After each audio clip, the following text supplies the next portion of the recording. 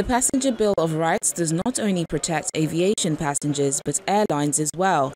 This is part of the oversight functions of the Nigeria Civil Aviation Authority.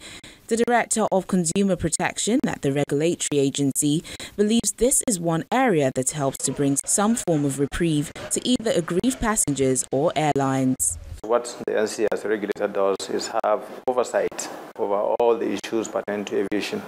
So therefore, airlines come to us and report when service providers don't do the right thing. For instance, the baggage carousel, where you put baggage for passengers to pick, tear people's bags. The onus is on the airline to pay for bags whenever they are destroyed. So when such issues arise, the airline would now report the service provider, in this case Federal Airport Authority of Nigeria, to NCA and we have to take it up. Issue of startup airlines, you give an aircraft startup, it goes to holding point and then it wastes 15-20 minutes before it takes up burning fuel. The airline reports to the CAA and we call the Air Traffic Services provider, NAMA, Nigeria Space Management Agency, to order. In the same manner, whenever we have issues between passengers and airlines now, that is the most common, that's the one that people know about, the fact that NCA has to come in whenever there are delays, there are cancellations of flights, whenever people buy their tickets and somewhere along the line there is a break in communication between the airline and the passenger, we have to come in and mediate. Weak regulations, which does not compel foreign airlines to partner local airlines, have encouraged the international airlines operating in Nigeria to repatriate $2.2 billion from January 2017 to June 2018, without investing part of these proceeds in the country.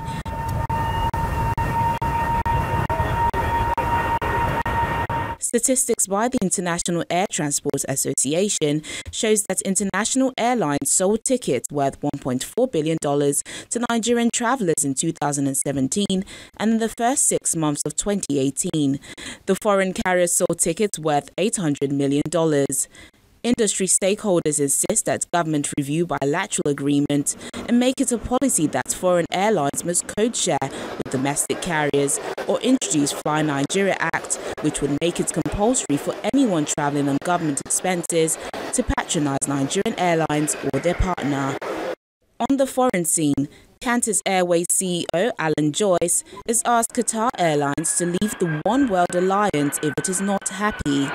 This comes in response to renewed threats by Qatar Airways to quit a global airline pact amid a brewing dispute over the Gulf carrier's expansion plans. Both companies are part of One World, a grouping of some of the world's top airlines, including Hong Kong's Cathay. Qatar Airways CEO Akbar Al-Baker has threatened for years to pull out of the pact and renewed the warning last month. Somalia's demand for additional insurance for Kenya Airways direct flights to Mogadishu may have forced the Kenyan carrier to postpone its inaugural journey from Jomo Kenyatta International Airport.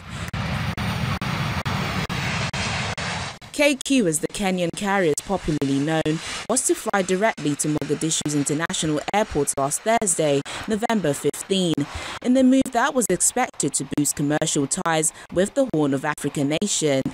Kenyan Airways Chief Executive Sebastian Mikosz, however, said on Friday that the Somalia flight would not take off until the airline meets Somalia Aviation Authority's insurance requirement. A man has sued British Airways after being squashed next to an obese passenger during a 13-hour flight. Stephen Uprasa, who is 5 feet 3 inches, said he suffered a pelvic injury and a nerve damage in his neck on the journey from Bangkok to London in January 2016. The 51-year-old told a court in the UK the passenger was built like the late rugby player Jonah Lumu. He is claiming for damages and loss of earnings, which BA is resisting.